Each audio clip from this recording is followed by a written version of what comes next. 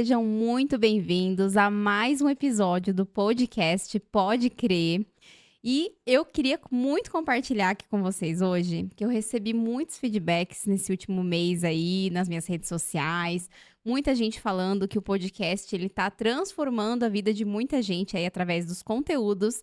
Então eu queria dizer para você que está assistindo esse vídeo agora, se você ainda não está inscrito no canal, já se inscreve aqui para não perder todos os episódios, que cada episódio eu trago temas e histórias importantíssimas ali pra gente aprender muito com as pessoas e também histórias inspiradoras que realmente ajudam a gente ali, às vezes, lidar com coisas parecidas que a gente tá vivendo na nossa vida. Então, para não perder os próximos episódios, já se inscreve aí no canal. E agora, falando um pouquinho sobre a minha convidada de hoje.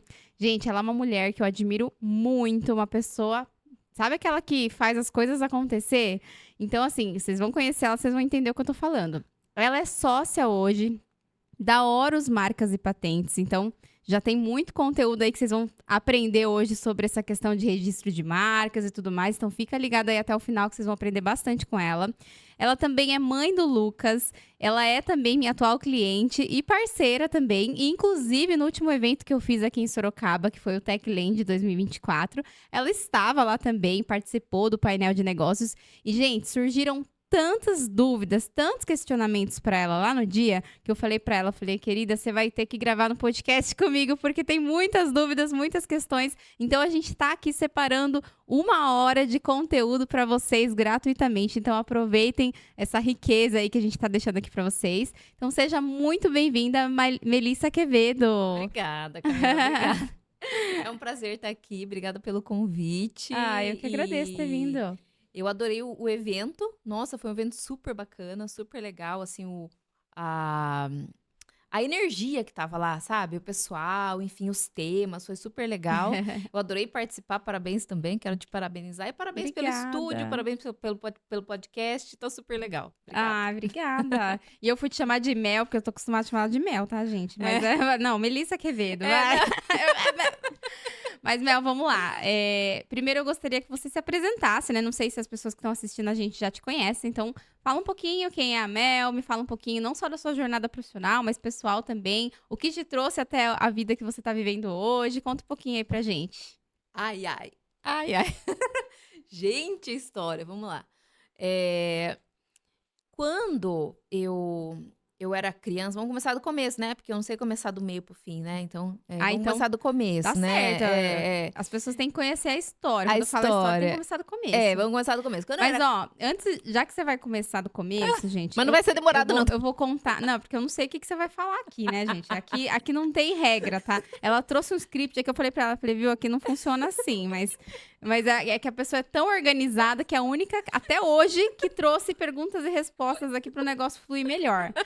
Mas eu tenho uma novidade pra te contar. Ai, meu Deus do céu. Eu vou pegar ela de surpresa agora e vocês também, né? Porque é a primeira vez que eu tô fazendo isso. E vou fazer isso em todos os episódios daqui pra frente. Tá. Porque o que acontece, Mel? Às vezes eu tô conversando aqui com o meu convidado e aí surgem algumas coisas, umas frases, umas palavras que eu falo assim, uns ensinamentos mesmo de vida. Por isso que eu falei, você vai contar a sua história, então pode ser que surja alguma coisa já interessante. Sim. E aí... Eu, Camila, às vezes fico chocada. Verdade. Não só quem tá assistindo, mas eu também. Eu falo, uau, nossa, você não sabia disso. Uau, caramba, você fez isso, sabe? As revelações. As revelações. Né? E aí, às vezes, realmente, eu fico assim, de boca aberta com as coisas que eu escuto aqui.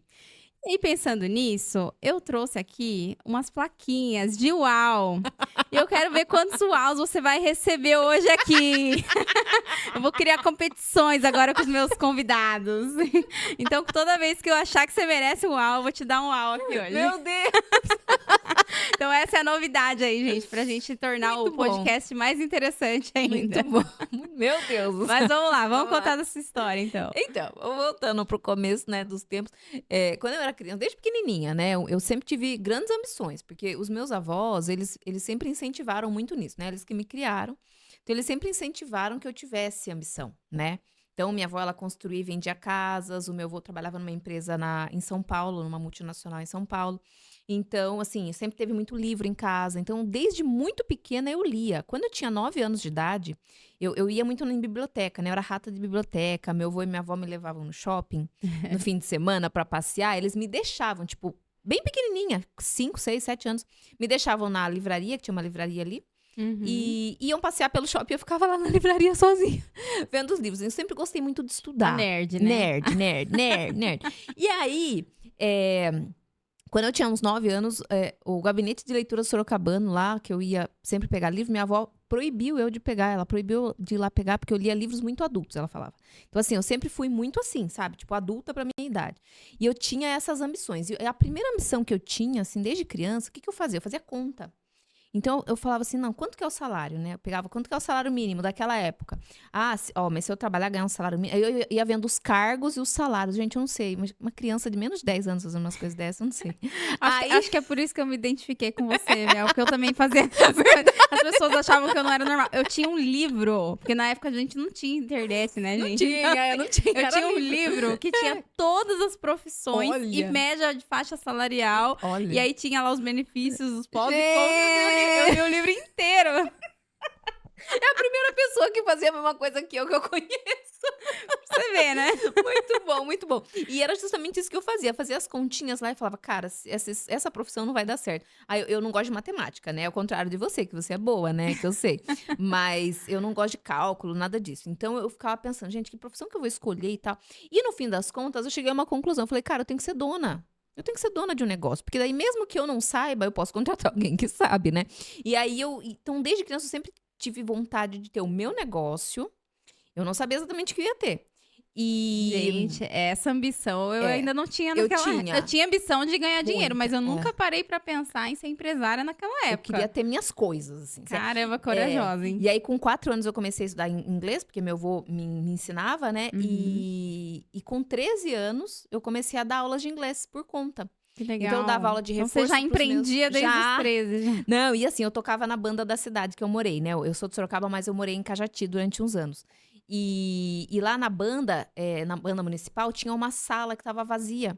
E aí o maestro, eu falei pra ele, olha, eu tô dando aula, tudo, eu precisava de uma sala pra dar aula. Ele falou, não, pode usar essa sala vazia aqui. Que legal. E aí eu dava aula ali na sala, né, pro pessoal. Então, dava aula de reforço pro pessoal da escola, pros meus amigos. Então, desde criança, eu sempre empreendi. E aí, quando eu nunca parei de empreender. Quando eu tinha 17 anos, fui morar sozinha. E também dando aula de inglês em Curitiba, junto com outro trabalho que eu tinha, fixo. E depois eu fui trabalhar com a Herbalife. E quando eu tava trabalhando com a Herbalife, eu conheci o Luiz, que é meu ex-marido e atual sócio da Horus. E aí, eu vendi a Herbalife pra ele, depois a gente casou e tal, não sei o que, foi tudo muito rápido, sabe? Quantos anos você tinha? 20. Ah, tá. 20. E Nossa, daí... mas mesmo assim, muito jovem, né? Mas assim, eu era jovem com a cabeça de velha. Assim, se bem que eu te entendo. Eu também saí de casa com 17, já fui morar sozinha em outra cidade. Nossa, a gente tem somos irmãs gêmeas separadas na maternidade. Quase isso. Mas é isso que torna a gente, essas pessoas maduras, né? Tem muita gente que fala pra mim, Camila, não é possível que você tem 32 anos, né? Você já passou por tanta coisa, já fez tanta coisa, tem tanto conhecimento, mas eu falo, é porque eu tive que amadurecer cedo, né? A gente saiu de casa. E assim, muitas vezes está relacionado também com a forma como a gente foi criado, né? Então, faz muito sentido. Às vezes a gente, sei lá, na nossa infância a gente passou por experiências onde a gente teve que ter um posicionamento mais adulto e aí já mudou toda a nossa configuração ali, né? Exatamente. Exatamente. E aí, quando eu conheci o Luiz, ele me ofereceu a oportunidade de começar a traduzir patentes e fazer busca de patentes. E como eu falava inglês, tem muita patente, a grande maioria das patentes, olha, tem um dado que eu pesquiso bastante, né? Então, todo ano muda os dados. Mas, assim, não muda tanto assim pro Brasil, muda pro resto do mundo. Então, assim, a China, os Estados Unidos, China em primeiro lugar e Estados Unidos em segundo lugar, são os maiores depositantes de patentes do mundo. Ao passo que a China chegou a ter... O ano passado, mais de 2 milhões de pedidos de patente, o Brasil recebeu 20 e poucos mil no mesmo período. É uma diferença muito grande, né? Então, daí você vê onde está a China no desenvolvimento e onde está o Brasil. Os Estados Unidos foram 500 ou 700 mil pedidos de patentes. Também é uma boa diferença. Sim, mas olha, eu vou te falar uma coisa. Eu vou até pedir para você explicar aqui o que é patente, porque a Vou gente, explicar. a gente é tão atrasado em tantas coisas Que não sabe nem que o eu que não é. duvido que muita gente talvez esteja assistindo e não saiba ainda o Não que sabe é. o que E é. tá tudo bem, tá, gente? Não tô julgando. Eu acho que é importante a gente estar aqui para aprender, né? Então vamos ser humildes. Mas assim, eu só fui ouvir falar de patente quando eu tava com 21 anos, que foi quando eu estava fazendo o MBA em Economia e Negócio voltado para inovação e a parte de empreendedorismo. Sim. Porque lá eu fui obrigada a aprender. Eu falei, meu, como assim, né? O que que é patente? E aí lá eu entendi. E, A inclusive, eu estudei importância. muito a China por conta disso, né? É. Falei, caramba, a inovação tá quase 100% lá. Falei, a China vai A dominar o China mundo. vive no futuro, Eu né? lembro que na época eu fiquei com medo da China. Falei, gente, a China vai dominar o mundo. Então, assim, mas explica pra gente um pouquinho aí, pros nossos ouvintes, o que que seria a patente, Vamos lá. até pra gente começar a entrar mais nessa Se questão localizar, mais... né? E assim, igual você falou, eu não julgo quem não entende, porque realmente o nosso sistema de ensino não favorece. Exato. Não ensina. Quem que fala sobre isso? Em qual momento da Não. escola, faculdade, eu nunca ouvi falar sobre isso Não ensina. nesse período de estudo, entendeu? E basicamente assim, existem várias. A propriedade intelectual. Vamos falar da propriedade intelectual. O que que é propriedade intelectual? Que muita gente escuta essa palavra e fala, nossa, o que que é isso? Quando a gente fala de propriedade, é algo que é nosso. Quando a gente fala de intelectual, alguma coisa que vem da nossa cabeça, né? Então, Uhum. propriedade intelectual, a propriedade sobre as suas criações, né? Que vem da sua cabeça. Então, tudo que o ser humano é capaz de idealizar e criar é passível de proteção pela propriedade intelectual, desde que ele transforme isso em obras. Então, por exemplo, eu tive a ideia de fazer um microfone, de fazer um celular, de fazer um motorzinho, de fazer uma caneca com uma funcionalidade igual da Stanley, né, que é conhecida, Uhum. né, com uma funcionalidade diferente. Então, quando você cria um produto ou um processo de obtenção de um produto, você pode patentear isso.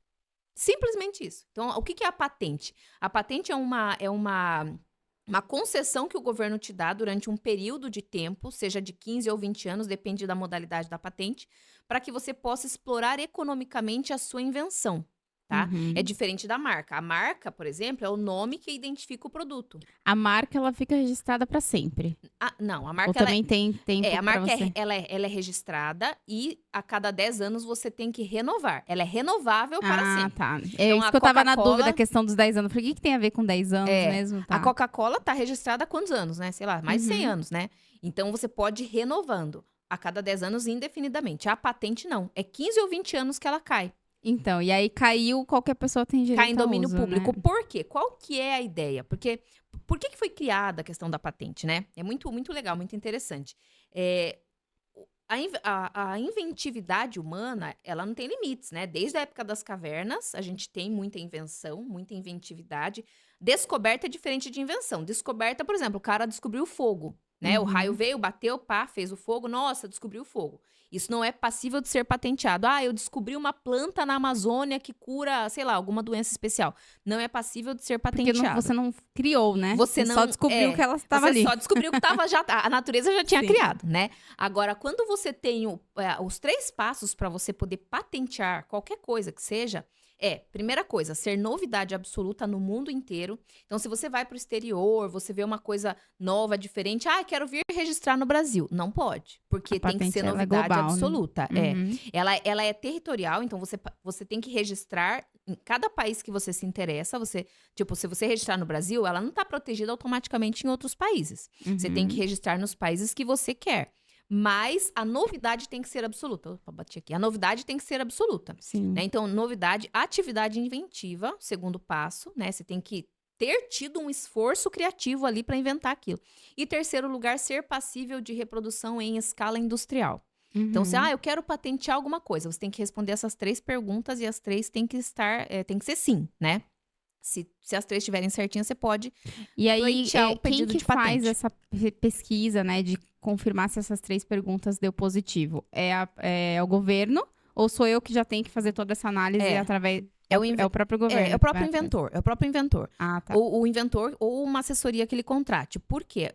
Quando chega na etapa do governo, que é o INPI, que é o órgão, o Instituto Nacional da Propriedade Industrial. Quando chega lá e você faz o depósito do pedido da patente, já vai ser julgado. Uhum. Porque assim, a patente, ela é muito sensível. Se você, por exemplo, deposita uma patente errado por algum motivo, não acompanha direito, é muito complicado. Não acompanha direito, perdeu ali o prazo, não deu certo e tal, caiu em domínio público. Uma vez que caiu em domínio público, você pode esquecer, você perdeu aquela invenção. Nossa. E também tem o período da graça, que é assim, eu inventei um negócio super legal, super revolucionário, ó, já fiz uma parceria aqui, já vou vender, já vou comercializar, depois eu vejo esse negócio de patente. Aí o cara fica lá 3 anos comercializando o produto, aí espera ter lucro pra daí fazer a patente. Não pode. O período da graça é de 1 ano. Então, a partir do momento se você que criou você... e não patenteou dentro desse de 1 ano, aí já era. Se Não você, tem por mais exemplo, divulgou e não patenteou dentro daquele ano, você perde, cai em domínio público. Isso é importantíssimo. Então, imagina, você tem ali uma invenção, né, que pode mudar o mundo. E aí, de repente, você fica ali só com a mesquinharia. A hora que entrar um dinheirinho, eu vou lá e aí passou 1 ano, você perde essa oportunidade. Perde a oportunidade. Imagina que absurdo. E assim, a gente pensa que a patente tem que ser um negócio super mega revolucionário. Gente, a pessoa que mais ganhou com patente no Brasil foi uma senhora, dona de casa. Só que ela era esposa de um examinador de patentes do INPI. E foi por isso que ela ganhou dinheiro, porque ela tinha informação. Eu falo, informação é poder, né? Uhum. Se você sabe, você faz as coisas direito. E ela inventou, sabe o quê? O escorredor de arroz. Eu já conheço essa história. Eu já vi essa história. Ela inventou o escorredor de arroz, ela patenteou, uma coisa muito simples. Sim. E ela ficou milionária vendendo esse negócio aí, porque quem que não tem, né? Quem não precisa. Quem que não precisa? E assim, durante 20 anos ela teve exclusividade. Também houve uma história que, assim, é uma história muito complicada, muito cheia de coisa, eu não vou contar aqui, mas do inventor do BINA. Né, do identificador de chamadas brasileiro. Ele patenteou, mas por algum motivo teve vários problemas e ele não levou o resultado da patente. Era para ele ser assim, tipo Bill Gates de bilionário, sabe? Só que, infelizmente, ele não conseguiu monetizar isso e pelo que conta a história, ele foi injustiçado, né? Ou seja, os investidores estrangeiros acabaram pegando a ideia dele, levando, enfim. Não vou entrar nessa polêmica, que é uma super polêmica, sabe? Mas... Sim. Quando você inventa alguma coisa, não necessariamente tem que ser uma coisa tipo alta tecnologia. Às vezes uma coisa simples que você inventou. Sim, exato. Porque assim... Lembrei de uma coisa, só pra vocês terem uma ideia de como é simples mesmo. Um colega meu patenteou um suporte de copo de papel. Olha. Porque assim, a galera... Às vezes vai nesses, por exemplo, vai no McDonald's, vai no Burger King. Sim. E aí eles entregavam, né, o copo da bebida ali e às vezes caía no carro. Aí aquele sabe aquele suporte de papelão? Genial, Criou, genial. foi lá, patenteou e tá ganhando muito dinheiro. É uma grande pergunta que as pessoas falam, né? Dá pra patentear a embalagem? Depende, se ela tiver... O que pode ser patenteável? Como eu falei, tem que ter uma nesse caso não é uma embalagem, você entendeu? Não é embalagem. Ele tem uma funcionalidade. Ele identificou uma função ali de minimizar o desperdício ou sujar o carro ali de alguma forma. Perfeito. Acho que é uma das melhores invenções. É uma coisa muito simples, cara. Muito simples. Então, e assim, é muito importante a gente tirar essa ideia, né? De tem que ser um negócio muito tecnológico. E que também não é tão caro. É um valor elevado? É porque é um serviço de alto valor técnico, né? Um técnico de patentes, ele cobra um valor mais alto do que, sei lá, e tem uma variação de acordo com o que é registrado ou não? Geralmente é mais ou menos... Não. É mais ou menos a mesma média. O que varia de acordo com o profissional que você contrata, né? Então, mas qual que é a média, só pra gente ter uma ideia? Você vai investir cerca de 10 mil reais pra patentear um produto, mesmo. Mais ou menos. No Brasil, né? Depende do profissional. Existem empresas que cobram mais, enfim. Mas menos do que isso, difícil. Mas assim, pensando no que você vai ter 15, 20 anos de exclusividade, gente. E outra, você paga isso nas fases, né? Porque uma patente, ela leva aí de 3 a 7 anos pra sair. Se for uma patente verde, né? Ou seja, que ela tem uma funcionalidade ali para o meio ambiente, por exemplo... ela é rapidinho. E se a pessoa tem acima de 60 anos, se eu não me engano, ou 65 anos, também ele tem prioridade. Então, o exame sai, tipo, em 2 anos. Então, dá pra você acelerar os exames, sabe? Pra ir um pouquinho mais rápido. E você dilui esse valor, né? Eu realmente não acho um investimento muito alto. Não, é bem tranquilo. Entendi. E a diferença, né, entre a patente e o registro de marca? Quando a gente fala de registro de marca, aí varia também essa questão do valor, de acordo com o que você quer, porque... As pessoas têm muitas dúvidas com relação a isso, né? Eu vou registrar o que exatamente? É uma logomarca? É um símbolo, é um nome. E já teve gente até que perguntou pra mim, não, mas eu já criei o CNPJ. Eu falo, não, gente, não tem nada a ver com o nome. Então, assim, por isso que eu falo que aqui no Brasil o buraco é mais embaixo, né? Então, explica um pouquinho pra gente aí o que pode ser registrado e as diferenças. Tá, vamos lá. Vamos começar do começo de novo, né? Então, assim, a gente tem que separar bem, assim, o que é CNPJ, o que é domínio e o que é marca. Domínio também me falaram essa semana, Mel. Então. Não, já tem o domínio. Eu falo, tá, não, mas e o registro da marca? Mas sabe por quê? Porque você entra no site do domínio.br, que você vai ver lá, sua marca protegida aqui. Eles colocam lá, é propaganda enganosa isso, né? E tem gente que entra lá, pesquisa só o nome e fala, não, esse aí tá disponível. Por isso que, olha, gente, isso é importante, tá? A Mel vai explicar tudo aqui pra vocês, mas eu falo, tomem cuidado com o profissional que vocês buscam informação. Porque eu lembro que teve uma época que eu tô fazendo isso ainda, né? Você vai me ajudar a registrar aqui minha marca do podcast. E aí, o que acontece? Eu fui falar com um profissional igual a Mel, que eu nem conhecia ela ainda naquela época. E também fui falar com um colega. E esse colega, ele falou assim, não, Camila, não precisa pagar um profissional, não. Deixa que eu vejo aqui pra você. De graça. Eu falei, de graça? E ele entrou na minha frente, assim, no registro.com.br, sei lá, uma coisa assim. Olhou lá e falou, não, esse aí não tá registrado. Eu falei, nossa, mas é só isso que a pessoa faz e me cobra um valor daquele, né? Tipo, eu nem lembro, acho que a pessoa ia me cobrar R$1.000, uma coisa assim. Sim. Eu falei, só pra pesquisar o nome. E aí, depois eu fui entender que não é bem assim. Então, vamos lá. Vamos botar as cartas na mesa. Agora. Pronto, é isso. Muito bom. Bom, vamos começar pelo CNPJ, né? Pelas redes sociais. Quando qualquer profissional hoje em dia, né? Quero abrir um negócio. Pra onde que ele vai? Ele vai ver o @ do Instagram. Ai, meu Deus, eu fico nervosa. Por quê? Lá o Instagram, todas as plataformas digitais, eles têm políticas de proteção à propriedade intelectual. Então, se, por exemplo, você coloca lá um arroba, vou colocar por exemplo, Pode Crer Podcast, completinho. Aí, se você digitar somente Pode Crer, vai ter disponível. Não vai? Igual o registro.br. Então, assim, se você muda uma letrinha, já está disponível. Sim. Isso não quer dizer que você vai ter propriedade sobre aquilo. Então, assim, tem que ter muito cuidado quando você vai fazer pesquisa em Instagram. Falar, não tem nada igual. Só tem esse outro aqui que tem mais uma palavra, tem menos uma palavra. Então, assim, tirar uma palavra, tirar uma metade de uma palavra, adicionar uma palavra, não vai resolver seu problema, né? Sim. Então, as redes sociais não são lugares. É bom você fazer uma pesquisa para não bater com outros domínios que tiver. Mas não vai proteger a sua marca, nem redes sociais, muito menos o registro.br. Por quê?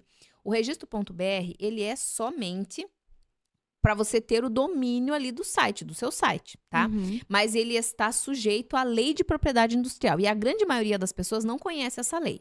A lei, eu vou até falar para vocês anotarem, né? E se quiserem pesquisar, né? A lei 9279, que protege a propriedade industrial no Brasil, no seu artigo 124, lista 23 incisos do que não pode ser registrado como marca de jeito nenhum. 99% das pessoas que trabalham com marketing, propaganda, publicidade, nem conhecem essa lei. Empresários não conhecem.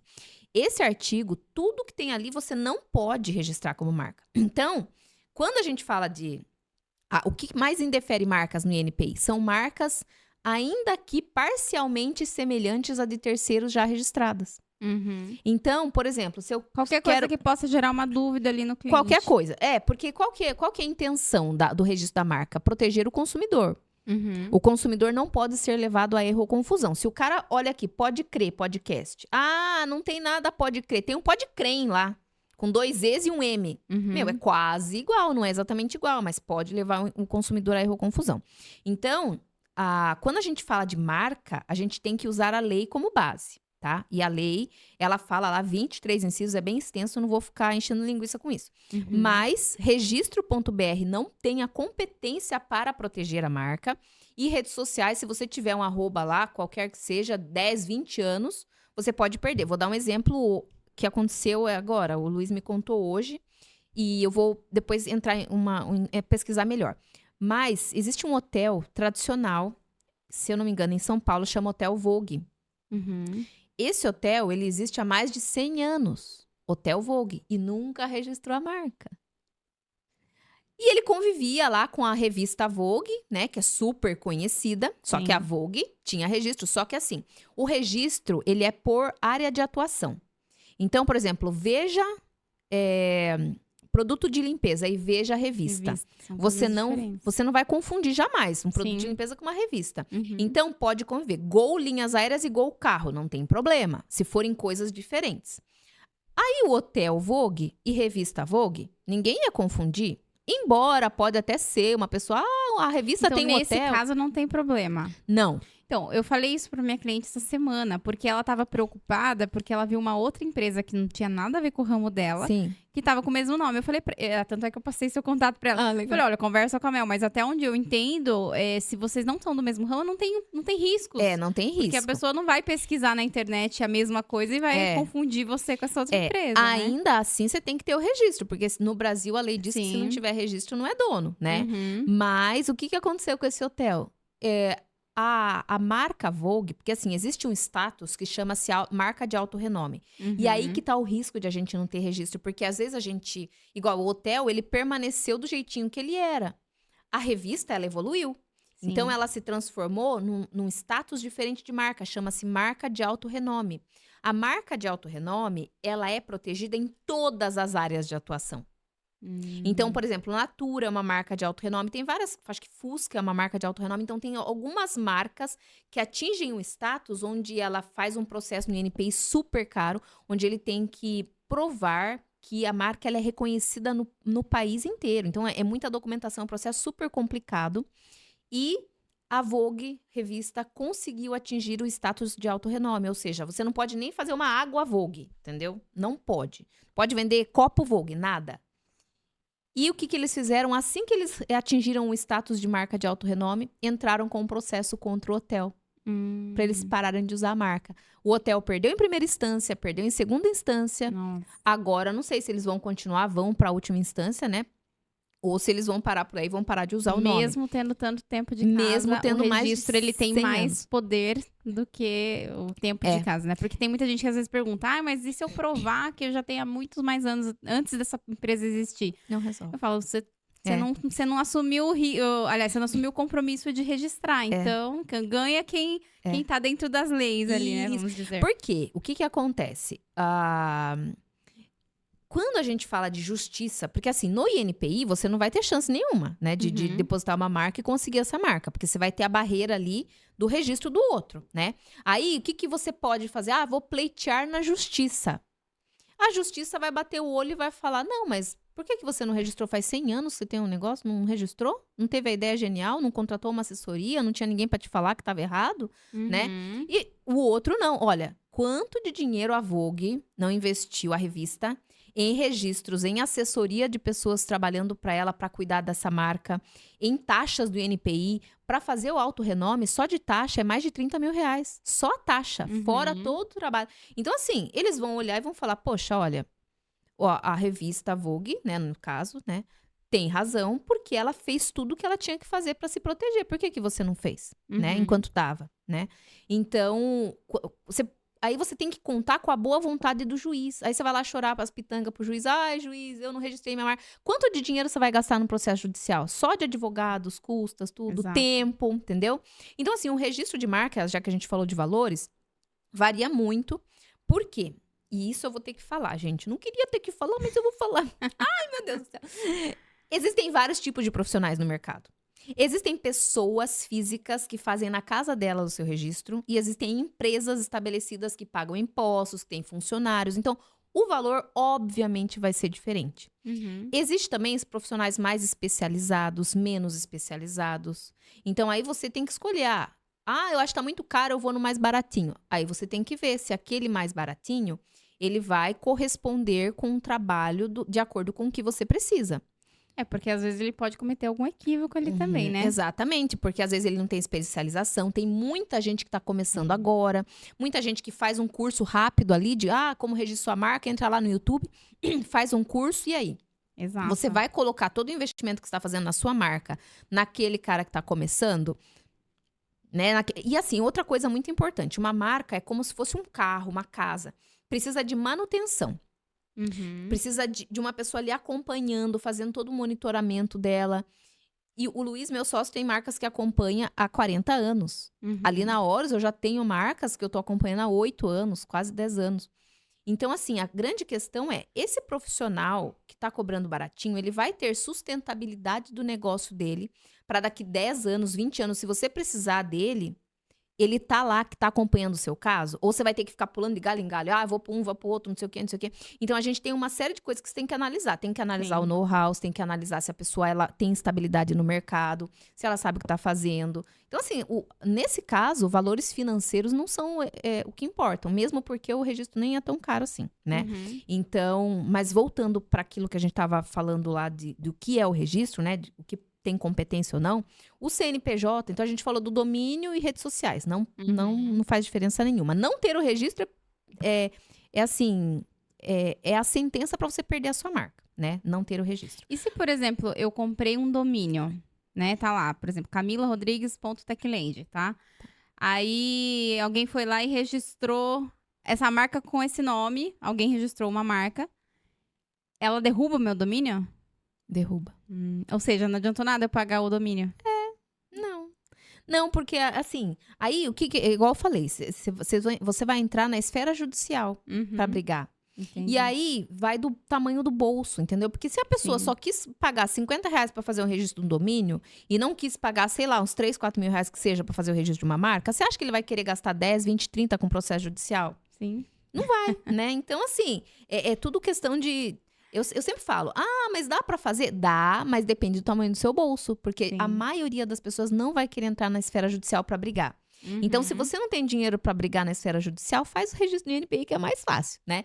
É isso aí. E o INPI é o único órgão, é o Instituto Nacional da Propriedade Industrial. É o único órgão que tem a competência. E ele que tem a competência de dar a propriedade do registro. Todos os outros são, entre aspas, não são subordinados. Mas o registro da marca, ele se sobrepõe a todo o resto. Tanto que você pode ver, eu até postei agora no Instagram, que eu pesquisei as políticas do YouTube também. E tanto o YouTube, todas as redes sociais, tem políticas de proteção de propriedade industrial muito fortes, e intelectual também. Então, tanto as criações, né, direito de imagem não entra, né, no direito autoral, mas o direito da criação, né, quanto as marcas, se você, por exemplo, tem um podcast, ou se você tem um Instagram qualquer, e tá violando a marca de um terceiro que tem o registro, e esse terceiro mandar para a plataforma o certificado, tudo certinho, ele pode derrubar. Então, o registro no INPI, ele se sobrepõe a tudo. Eu já tive que usar isso já ao meu favor, né? Porque a marca era registrada quando eu tinha agência de viagens. Ah, que legal. E aí uma ó, agência daqui de Sorocaba, inclusive, abriu lá, era as mesmas cores, o mesmo nome. O meu era Clube Turismo, eles abriram Clube Mais Turismo. Só que era um mais pequenininho, então, tipo assim, era muito fácil de confundir, porque eram as mesmas cores. E aí, lógico, por conta de ter a marca registrada no INPI, foi muito fácil. Aí a gente só mandou uma cartinha. Então. E tá tudo certo, foi super tranquilo. Simplifica a tua vida. É muito mais fácil. Quando você tem um documento comprovando que as pessoas falam, mas não sei o que, não sei o que. No fim das contas, o que vale é o papel, é o documento, não adianta. Tanto de marca quanto de direitos autorais. Por exemplo, eu fiz um e-book, eu criei um material, um método de ensino, alguma coisa. Registra o direito autoral disso. Porque até você ficar, tipo, brigando na justiça pra ver de quem é o mais antigo, faz perícia, faz isso, faz aquilo. E o direito autoral, o que muda do registro de marca pro direito autoral? Tá, vamos lá. Então, lembra que eu falei do mundo da propriedade intelectual, né? O mundo da propriedade intelectual é tudo que a cabeça humana pode criar, né? Tem que criar. E a propriedade industrial, que é como se fosse um ramo, tem o mundo da propriedade intelectual, então tem um ramo que é a propriedade industrial, que são aquelas coisas que são passíveis de reprodução em escala, né? Então, marcas, patentes, desenhos industriais. Isso é reproduzível em escala. Quando a gente fala de direito autoral, é uma outra lei, inclusive, a lei 9610, que é a lei que protege as criações, obras artísticas, científicas, literárias. Não, dá uma pausa aqui. Gente, ela merece um uau, porque vocês viram que ela sabe o nome, ela sabe a lei, ela sabe o número do código, o artigo, não sei do que. Não, você tá de parabéns, Mel. Ei, Detalhe, uau! lá no Techland, ela fazia isso também, gente. Um monte de gente na plateia e ela sabia o número, o código. Eu falei, gente do céu, essa menina não é normal. Mas é desculpa legal, te incomodar, não, mas, gente, é surreal. E aí que você vê, né? Será que a pessoa que tá cobrando baratinho tem todo esse conhecimento, entendimento, vai agilizar seu processo aí? Não, e assim, veja que é bem confuso, né? Então, quando você começa a separar em caixinha, a pessoa começa até a clarear a cabeça, né? Começa a enxergar com outros olhos. Então, veja que marca, patente é uma coisa, desenho industrial é uma coisa, direito autoral é outra coisa completamente diferente. Então, os direitos autorais, eu trouxe até uma lista aqui, por isso que eu descrevi na lista aqui, porque eu vou até ler pra vocês, tá? Porque aí, pra decorar tudo já é demais, tá? Textos, obras literárias, que eu já falei, conferências, alocuções, sermões, obras dramáticas e dramático-musicais. Então, tudo quanto é livro, novela, tudo que você cria, né? Obras coreográficas, composições entra no musicais. direito autoral. Direito autoral. Tá. Tudo isso, livro, obras audiovisuais, fotográficas, desenho, ilustração, projetos, esboços, e obras plásticas, adaptações, traduções, programas de computador. Só que o programa de computador não entra na Lei 9610, entra na 9609, que é uma lei específica para programas de computador. Caramba. Criaram até uma lei específica, né? Então, tudo que for criação intelectual que você não consegue reproduzir em escala. Basicamente seria isso, né? Por exemplo, quando você tem que usar o seu processo criativo e você não... Olha, eu não vou nem saber colocar isso daqui, você vai me pegar. Eu não vou saber colocar em palavras, mas é arte. Tudo que é arte. Então, por exemplo, uma música é uma arte. A lei fala de obras do espírito. Todas aquelas obras que o espírito humano é capaz de criar. Por isso que surgiu aquela pergunta no evento. Dá para registrar alguma obra que a IA criou? Essa é a grande questão que estão debatendo no mundo inteiro, se a inteligência artificial ela pode ser titular de direito autoral. Mas porque não foi um ser humano que criou, só que ao mesmo tempo ela pega os dados de vários seres humanos que imputaram ali aqueles dados e ela pode criar algo diferente. Só que a lei, e eles entram nisso, a lei brasileira, as outras, cada país tem a sua lei, né, modificada. Existe o Tratado, a Convenção de Berna, que vários países são signatários, então tem as linhas gerais ali, mas cada país pode ter a sua lei.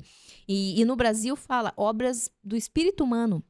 Então, entende-se que somente seres humanos podem ser titulares de obras de direito autoral. E aí entra todas as artes, né? Artes plásticas, artes cênicas, obras artísticas, literárias e científicas. Isso é diferente da marca, porque a marca é um nome que você cria para identificar um produto ou serviço que você vai vender em escala. Sim. Então, essa é a grande diferença, né? A propriedade industrial é tudo que tem escala muito grande. Embora, eu vou fazer uma música, vai fazer em escala, mas aí é outro sistema, né? É diferente da marca. Então, essa foi a divisão que foi feita, né? Das leis, dos tratados e tudo. Então, a propriedade intelectual abarca tudo isso e muito mais. Vou dar um exemplo. Tem as topografias de circuito, que são os chips. Né? Então, você pode proteger ali os circuitos dos chips, quando você cria um circuito diferente. Um software também que foi desenvolvido. Então, eu fui lá, criei os códigos. O código do software pode ser também... É considerado uma obra literária, porque é um código-fonte escrito. Imagina que foram lá e criaram uma rede social nova e aí tá lá todo o código. Aí, de repente, um funcionário dessa empresa pega esse código e cria com a mesma código, só que com outro nome. Então, vou contar uma história pra você. Aí gente, eu vou contar aqui, hein, gente? Gente, eu vou contar uma história. Porque, assim, existe uma controvérsia. Tem uns que falam que, não compensa fazer registro do direito autoral do software e tal. Compensa porque toda proteção é válida. Porque daí, você tendo aquele documento que você foi o idealizador, que você foi o criador daquilo, tudo, você pode pleitear na justiça alguma coisa. Mas a grande questão, igual você falou, você muda alguma coisinha e pra fazer a mesma coisa, né? Então, tem um caso muito legal que eu fiz, inclusive o nosso vídeo no YouTube, eu fiz um estudo tão longo para gravar esse vídeo, da Batalha Bilionária. Você já viu? Na Não. Netflix. Tem assista. Chama A Batalha série? Bilionária. A série. É Legal. rapidinha e é muito legal. Fala sobre o Google Earth. Como ele foi idealizado, como ele foi criado. Então, quem que criou o Google Earth? E teve uma briga dessa daí de código-fonte na história. Muito legal. Vou fazer um resumo rapidinho. Em 1900 e bolinha, 70, eu acho, tinha uns caras lá na Alemanha. Não, foi 70, foi mais pra cá. Foi depois da queda do Muro de Berlim. 1989, 1990, mais ou menos. Esses caras lá na Alemanha, 2 caras, criaram um método e eles patentearam na Alemanha um método, né? Todos os algoritmos lá e tal, porque isso também pode ser patenteado, que é um método de obtenção de coordenadas e tal, não sei o quê. Como se fosse o Google Earth, né? Então, eles patentearam toda essa invenção. Era um globo e você colocava uma agulha em cima do lugar onde você queria visualizar na tela e você visualizava aquele local. Tipo, com as fotos, tudo certinho, assim. Foi fenomenal. Isso tudo via satélite e tal, eles patentearam naquela época. Aí, passou um tempo, eles foram explorando foram para várias feiras internacionais, levando esse invento e tal. Foi super legal. Daqui a pouco foram parar no Vale do Silício, lá nos Estados Unidos. Diz a lenda que um dos rapazes do projeto, idealizador do projeto, fez amizade com um cara do Google. E numa noite lá que eles saíram pra beber, o cara contou toda a história, o código e tudo, não sei o que passou. Olha o perigo, gente, olha o perigo. Olha o perigo, ó, não bebam, rapazes. Não. Se beber, não conte seus segredos. Se beber, não fale da sua empresa. Não conte seus segredos. E aí ele contou, né, diz a lenda, né, na série fala isso, que ele fez muita amizade com esse cara, ele gostou muito e o outro sócio dele não gostou disso e tal. Na série fala de 2 pessoas, mas o conto original são 4 idealizadores do projeto, né? E aí, o que aconteceu? Dali um tempo, o Google criou o Google Earth, que era exatamente a mesma coisa. Nossa. E o que os caras fizeram? Foram lá e processaram o Google, pediram 700 milhões de dólares por essa suposta violação de patente.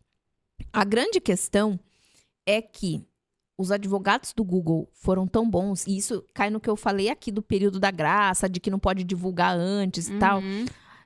Os advogados do Google encontraram um método muito semelhante que havia sido desenvolvido pela Universidade de Stanford, nos Estados Unidos, antes da patente dos alemães. E aí derrubou a patente mas como deles. que isso aí... Porque assim, teoricamente, o inspetor tinha que ter visto isso. Não, mas é que assim, quando você faz uma pesquisa de patente, você procura nos bancos de patente. A universidade não tinha registrado. Entendi. Ela tinha feito uma pesquisa lá e daí divulgou. Nossa, e tal. Mas aí também foram caçar pelo em ovo, Caçar né? pelo em ovo e perderam a exclusividade. Perderam a patente. Caramba. Perderam a patente aí tal. Mas a história é muito interessante pra você ver como código-fonte, né? Então, assim, o que dá pra você proteger num programa, né? Digamos, um Facebook, um Instagram, seja lá o programa que for. Existe uma figura que na lei brasileira não está prevista, só nos Estados Unidos. Chama trade dress. O trade dress, ele protege o visual. Então, por exemplo, o McDonald's, que né, todo aquele visual do McDonald's. Pense, sei lá, uma empresa Eu ia te perguntar isso também, porque até no filme Um Príncipe em Nova York tem lá uma... Não sei se você já assistiu, é muito Não. antigo esse filme. Tem uma lanchonete, né, que é do carinha, que é um dos atores principais lá do filme. E a lanchonete, ela é quase igual ao McDonald's, Olha mas só. não era McDonald's. Mas não é McDonald's, Mas, é. Você olha pro visual e fala, meu, tô entrando no McDonald's. Então. Mas não era McDonald's. Eu falei, então... olha, eu vou te falar. Teve um dia que eu peguei uma bisnaguinha e eu olhei assim, e eu jurava que eu tinha comprado a Panko. Então. E eu olhei assim e falei, gente, não é a Panko, é outra marca. Porque a Panko eu conheço há muito tempo, né? Eu falei, moxe, mas era assim, o bonequinho na mesma posição, as cores, tipo assim, um era balão, o outro era só umas bolinhas, mas assim, era o mesmo desenho na embalagem. Não acredito. Só que era outra marca. E aí, nesse caso, também né, Violação total. Porque você tá copiando quase tudo ali, só menos o nome, né? Não, eu fui comprar sabão de coco pra lavar a roupinha do Lucas e o mais conhecido é o Ola, né? Aí o Omo criou, assim, eles copiaram a cor, porque tem um rosinho, um amarelinho e um branquinho. Eles copiaram a cor, a letra, tudo. Aí eu peguei o homo em vez do olo, eu olhei e falei, nossa, mas isso aqui é homo? Então, assim, é violação de trade dress. O que é o trade dress? É a carinha, o jeito, sabe? Então, o jeitinho, assim, igual, como se alguém copiasse e aí seu entra naquilo logo. que você falou de proteger o consumidor. Imagina, Proteger você o investiu um consumidor. dinheiro numa coisa que você não queria. Exatamente. Então, todas essas proteções são para proteger, de fato, o consumidor, né? Porque o consumidor não seja levado a erro ou confusão. E, assim, compre gato por lebre, né? E aí, você acha, daí você come a bisnaguinha e fala, nossa, mas tá com gosto diferente, né? Não tá igual aquela fofinha que eu compro. Essa panca aí é ruim. Às vezes você nem percebe que não era panco, né? Eu demorei e fica falando mal pra da panca. perceber. Demorei pra perceber.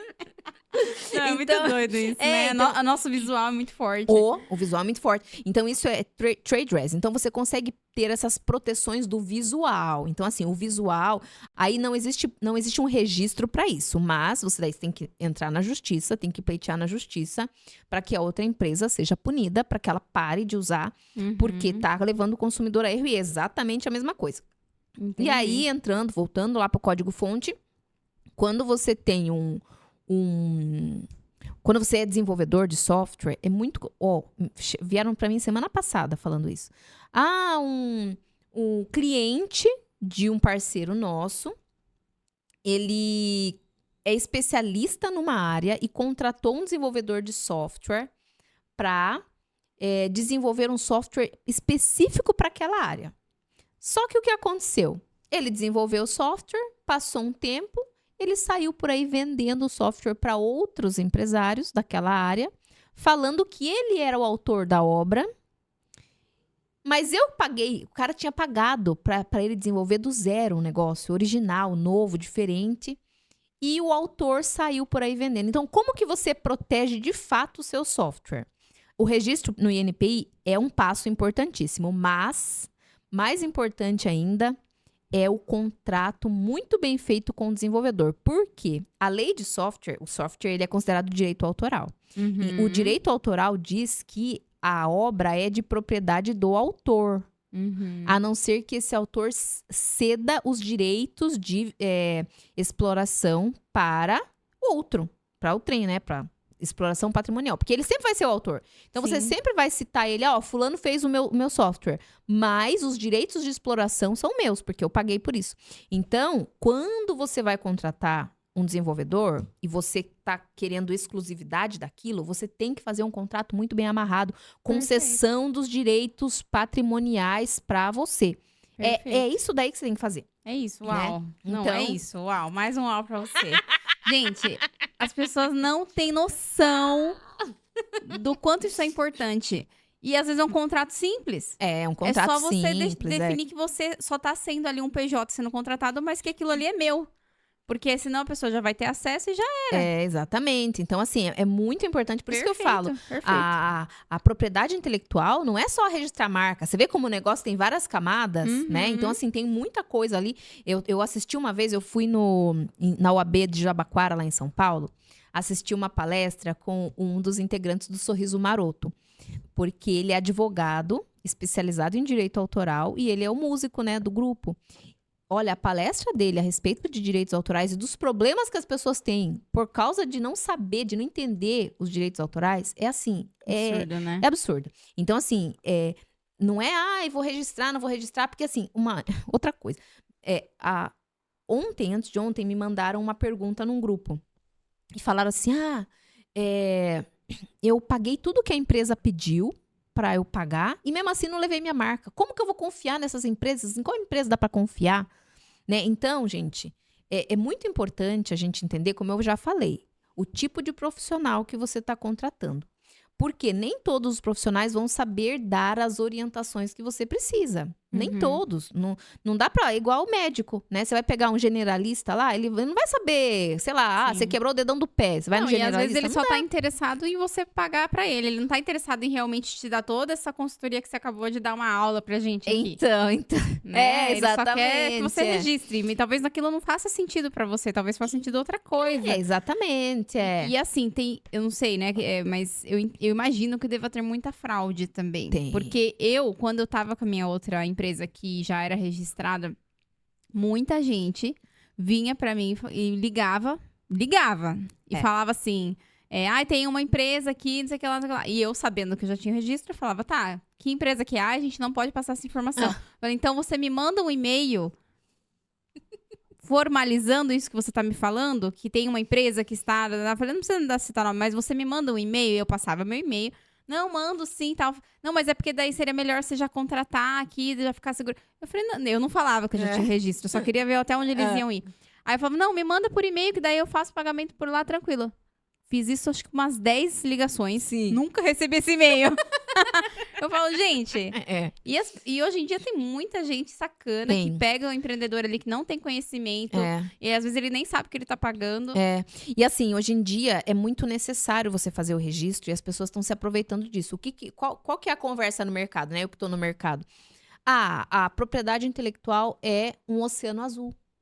Então, assim, você pode ficar rico fazendo registro de marcas. Então, é essa conversa que estão vendendo por aí. Você vai ficar rico vendendo registro de marca. E aí, o que as pessoas fazem? Elas entram no negócio só pra ficar rica. Aí, dali 2 anos, vê que não ficou rico nada, né? Porque a gente mais trabalha do que ganha dinheiro, viu, gente? Não é assim, não, ficar rico em 2 anos. Aí, ela sai. E aí, entra naquilo que eu falei. Você fica sozinho, abandonado, sem ninguém pra acompanhar seu processo, sem ninguém pra te dar uma assessoria, né? Então, assim, o cara começa cobrando baratinho pra fazer volume, pra ver se ele registra bastante, né? Só que não é assim que funciona. Porque, assim, toma tempo. A gente fica em reunião com o cliente 2, 3 horas antes de fechar um registro. A gente vai até o cliente, a gente gasta combustível, gasolina, tempo, dedicação, trabalho, antes de fechar o negócio, e muitas vezes nem fecha. Então, assim, não é assim, eu vou ficar rico ganhando, né? E muita gente faz isso. Então, fora os golpistas, né? Então, a gente tem 2 tipos de situações aí arriscadas. Tem os golpistas, que é o que você falou, que manda e-mail, manda boleto, manda mensagem de WhatsApp ameaçando, não sei o quê. E tem as pessoas que estão entrando agora no mercado só pra ganhar dinheiro, rápido. Né? Você vai ganhar 20 mil reais por mês vendendo registro de marca. Venda 20 por mês por R$1.000. Mas não é assim que funciona, porque você tem que ter toda uma estrutura, você tem que ter programa de acompanhamento, você tem que estudar, você tem que participar do meio ali, você tem que saber o que você está fazendo, tem que dedicar tempo. Então, assim... Sim. E assim, não só você cuidar, né, de registrar e proteger a sua marca, mas também de proteger a sua empresa de um risco de você estar usando algo de forma inadequada. Então, por exemplo, tem muita gente que às vezes não quer contratar uma empresa séria de social media também, né? Quer economizar. E vai lá, pega uma foto do Google, cria uma arte no Canva e acha que tá arrasando. E aí depois recebe um processo falando que você usou uma imagem de direito autoral. Tem direito autoral. Nossa, mas era só uma praia que eu peguei no Google. Gente, olha o risco que você tá correndo por causa de uma coisa tão boba. Ou, por exemplo, você vai lá, postou um Reels. Vou pôr essa música que eu gosto. Daí cai o seu Reels porque tem direito autoral na música. Tem direito autoral, gente. Então, assim, é tudo que é aquilo que tá, né, disponível demais, sem você, né, de graça, ou aquela música que você sabe que já tá em alta, gente, é quase 100% de certeza que ela já tenha direito autoral. Então, e eu até conversei uma vez com um amigo meu que tem barzinho, e ele falou, não, eu pago taxa pra tocar música. O ECAD. Eu pago o ECAD pra poder tocar essas músicas aqui. E a maioria de gente que tem barzinho, tem restaurante, tá lá ou colocando músicas conhecidas, que atrai o público, e não tem a menor ideia que tá correndo esse risco. Tá correndo risco, porque se bater um fiscal lá, a multa é violenta, né? Você tem que pagar o ECAD. Aliás, se você é dono de bar e restaurante e não paga o ECAD, tem que pagar o ECAD. E, inclusive, é uma visita que eu tô devendo pro Rio de Janeiro, que eu quero ir lá no ECAD, porque nessa palestra de direitos autorais, esse rapaz, eu esqueci o nome dele, ele falou como funciona, sabe? Todo o mecanismo ali de cálculo dos direitos autorais. Eles pegam as 70 mil músicas mais tocadas no país e eles fazem os cálculos. É muito legal. É muito interessante. É muito interessante. E é um meio que os autores, né, das músicas e toda a cadeia produtiva daquela música tem para ganhar dinheiro. Você vai ficar tocando as músicas dos caras, os caras, né, não vai ganhar nada, né? Então, é importante a gente pagar por isso. Porque da mesma maneira que a gente quer que o nosso trabalho seja pago e reconhecido, a gente tem que fazer isso com os outros, né? Imagina que alguém pega aqui o nosso podcast, por exemplo, nossa conversa aqui, e começa a vender isso para outras pessoas. Você não vai se sentir, né? Lesada. Você fala, gente, mas fui eu que fiz e eu não cobrei nada por isso e agora estão vendendo isso. Então, assim, a gente tem que se colocar no lugar do outro também. No lugar do outro, Como empresário e como pessoa, né? A gente tem que... exatamente. Sim. Não, perfeito. É isso aí. Mel, acho que a gente falou bastante de coisas teóricas aqui, né? Acho que vamos dar um relax, né, pro pessoal. Mas pra gente, né, ir pros pontos finais aqui da nossa conversa, primeiro, parabéns, de verdade, por Obrigada. tudo que você trouxe aqui de conteúdo pra gente. Obrigada. E, gente, isso aí é só o começo, tá? É. Se vocês quiserem sentar, conversar com ela depois mais a fundo, porque cada caso é um caso. Cada Então, é caso é um importante também, né, ter uma reunião, entender e tal.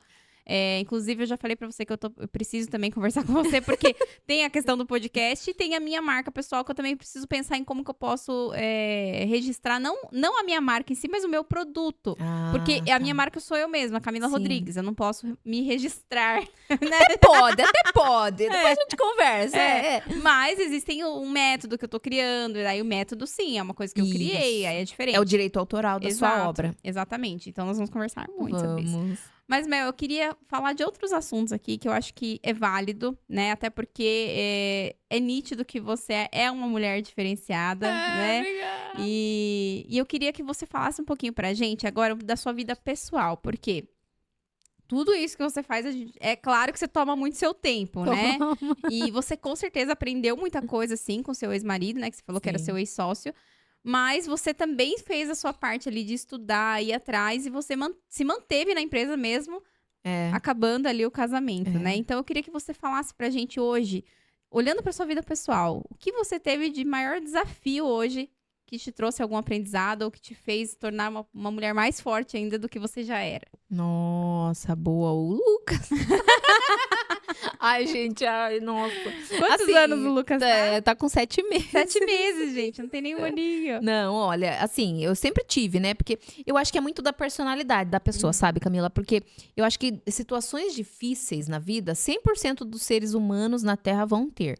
Porém, a gente que é muito ativa, que fica correndo atrás de caçar. A gente caça problema, né? Às vezes a vida tá lá boa, tal, não sei o que, a gente vai lá e caçar um problema, né?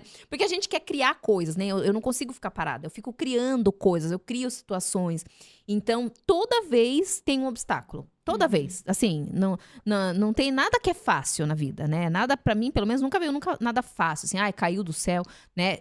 Mas a minha avó, ela me ensinou um negócio. Ela falava, desde criança, ela falava assim, quando o cavalo passar, você tem que montar. Porque se você não montar, ele não vai passar, talvez. Talvez ele nunca mais passe. Talvez demore a vida inteira. Só vai passar depois que você estiver velho. Você não aguenta mais, né, pular no cavalo. Então, toda oportunidade que você tiver, você tem que agarrar. Então, assim, uma coisa que eu nunca deixei de fazer foi agarrar as oportunidades. Mesmo que fosse, assim, muito difícil.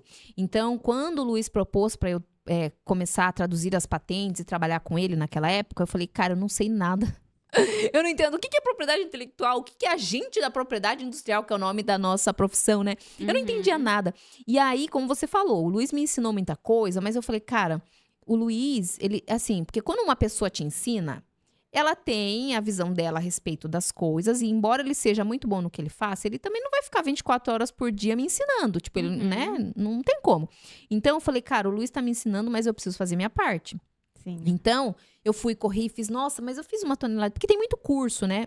Curso pago, curso de graça, tem tudo quanto é tipo de curso, presencial, online, tudo quanto é tipo. Fiz.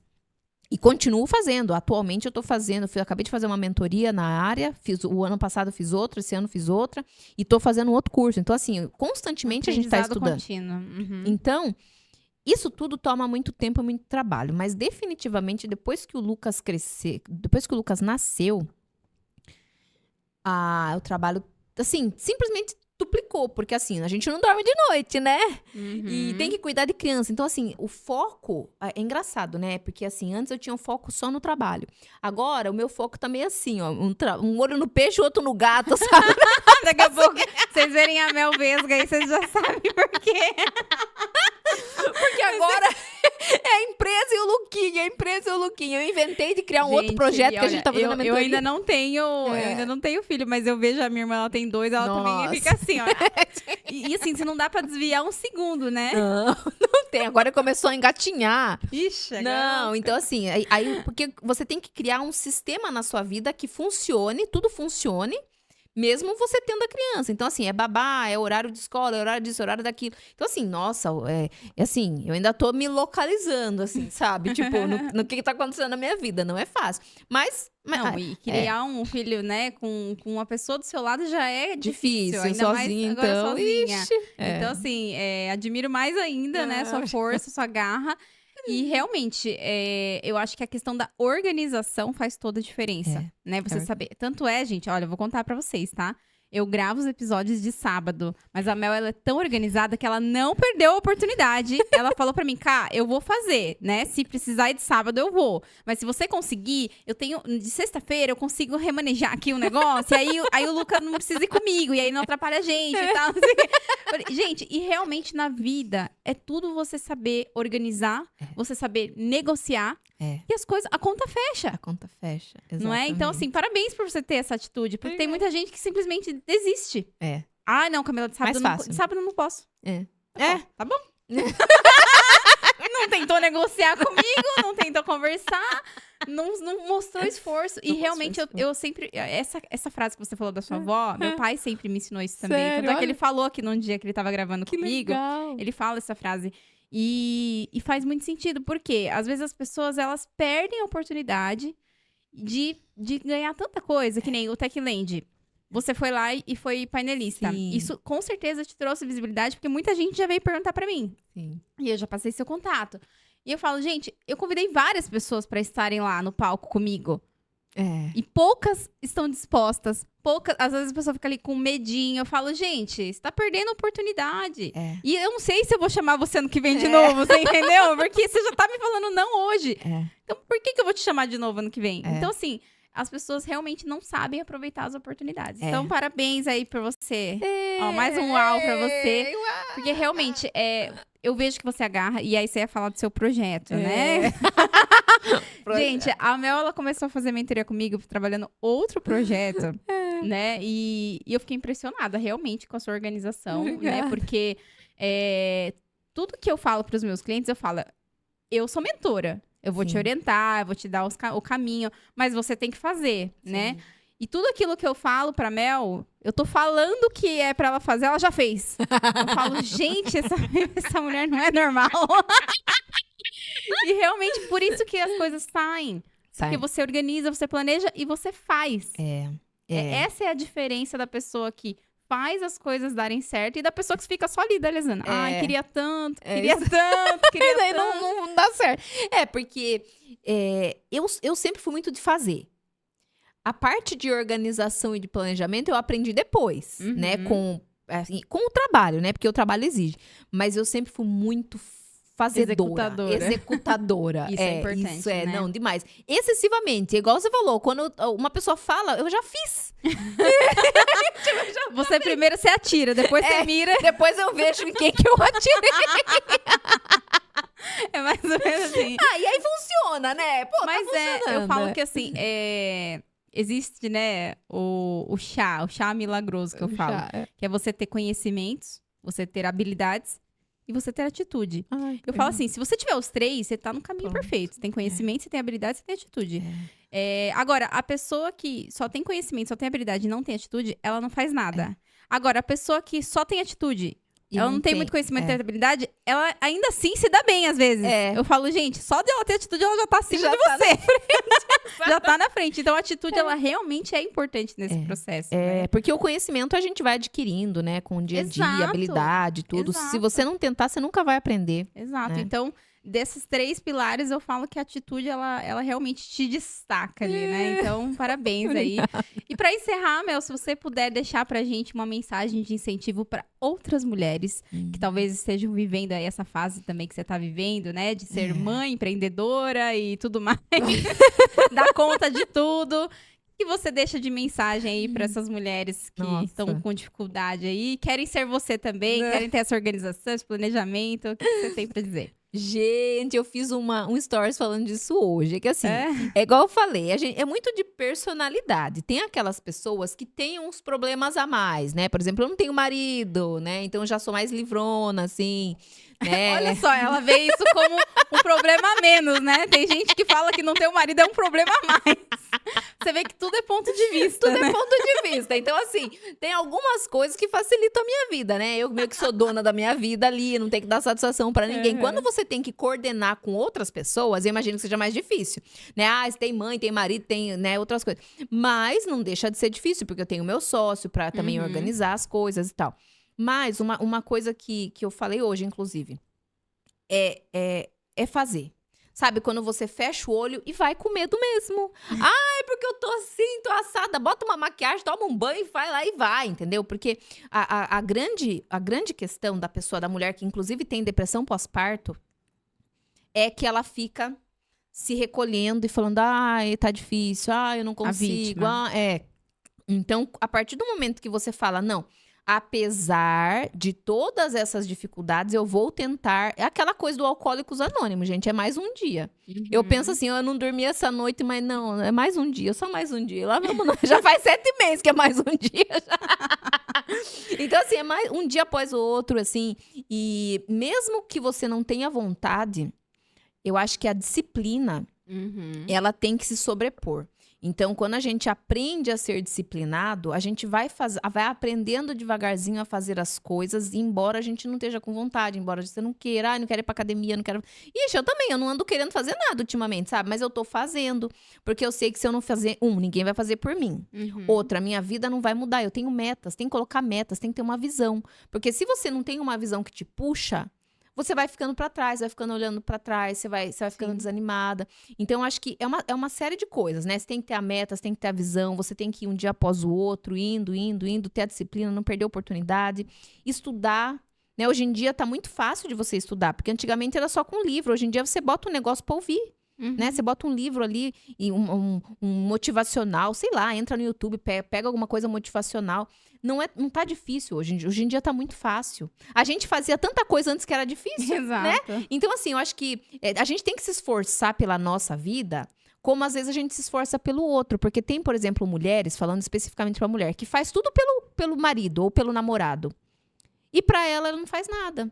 Então, a gente tem que se esforçar pelas nossas metas, pela nossa vida, como a gente se esforça por alguém que a gente ama. Eu acho que esse é o segredo. É o esforço, não tem muito, né? É isso. Perfeito.